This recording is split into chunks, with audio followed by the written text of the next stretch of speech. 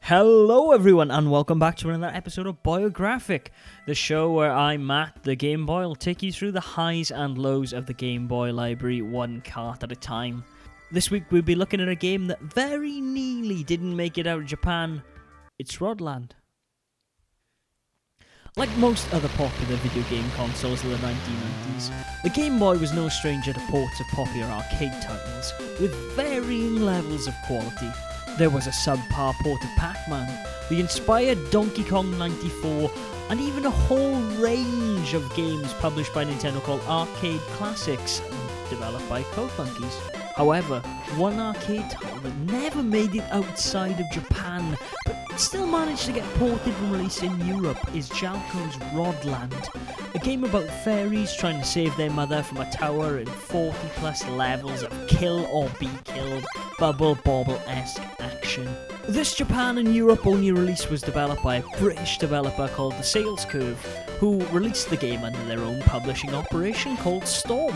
Storm would years later purchase and then become Eidos before they got bought up by Square Enix and became Square Enix of Europe. Unfortunately, that means that this port will probably never grace the Virtual Console, and it's a damn shame, because Rodland, despite its unfortunate name, is a pretty good game.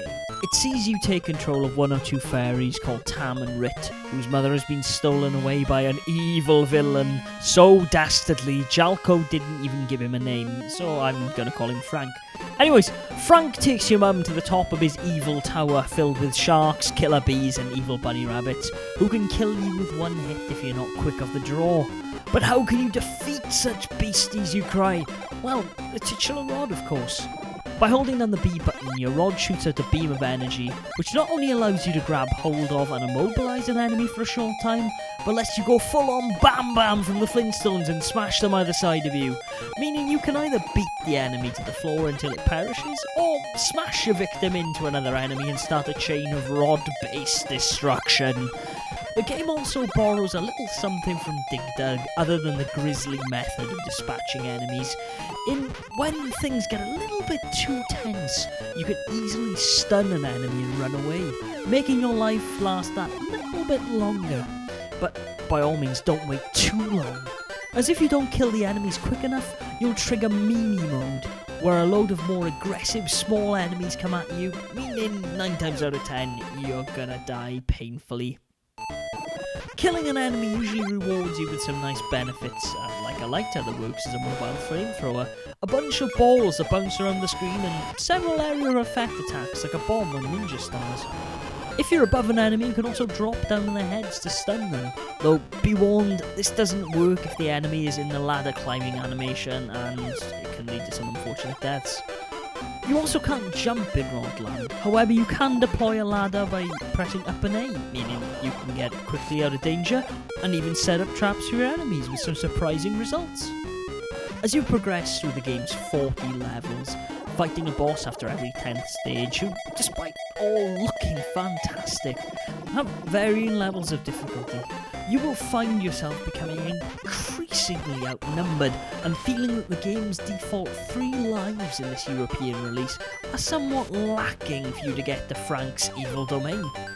Well, you can either buy the Japanese release, where you start off with 9 lives, as well as having much better box art and card work, or you can collect the various flowers around each level to trigger extra mode, where killing an enemy will net you a letter.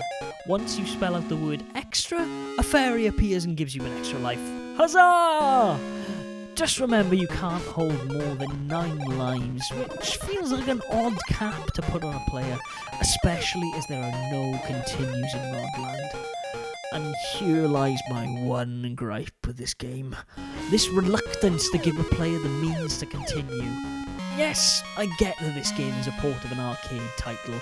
It's meant to be difficult to eat up children's pocket money, and that's why Frank, much like Grumple Gromit from Bubble Bobble, is designed to be extremely challenging. But if this were an arcade, I could keep pumping money in and getting the satisfaction of beating Frank for his chauvinistic kidnapping of my mother.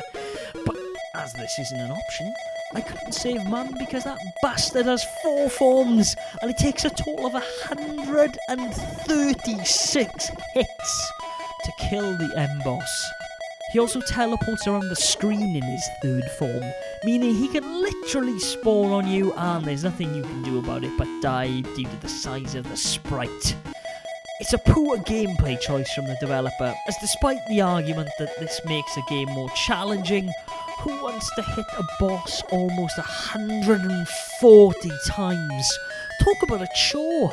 I say, if you're going to take out the option to continue here, at least adjust the lashings you have to give Frank to compensate for it.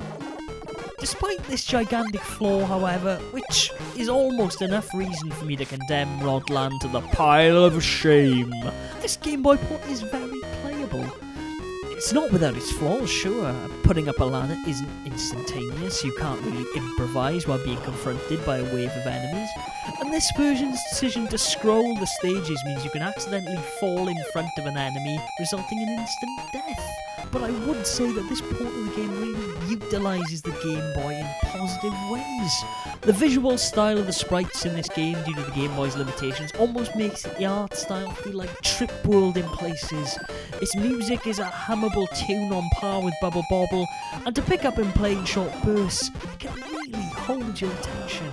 What's more is the game features an old school one life each multiplayer mode, so 2 players can play this game on a long commute or a car journey without the need for a link cable and a second copy of this game, which is a welcome feature as it's been 25 years since the Game Boy was launched, and apparently not everyone still takes one to work with.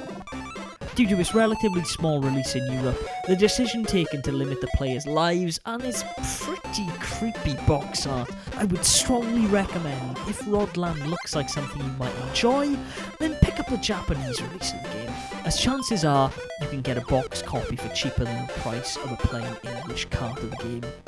The story beats in this game aren't the best anyways, even if it does contain the amazing line, "Mum, we will rescue!" which, for me, is right up there with Hook's "You are holding clock." I love awful game translations, even if this one was done by a British company. Anyways, folks, that brings us to the end of another exciting episode of Boyographic. I hope you've enjoyed. New subscribers, welcome. If you haven't subscribed, then please click the link at the bottom. Share us around, please, folks. It's only by word of mouth we're really promoting this show, and so I really appreciate anyone taking the time to do that. Thank you, I wouldn't be able to do it without you. If you've liked this video, you can check out more Boyographic episodes where we look at the highs and lows of the Game Boy library. You can check out some Boy Curious episodes where we look at some of the oddities and bootlegs for the Game Boy system, as well as All the Glory, which are long play videos with none of the deaths and all of the glory. Until next time, guys, game on!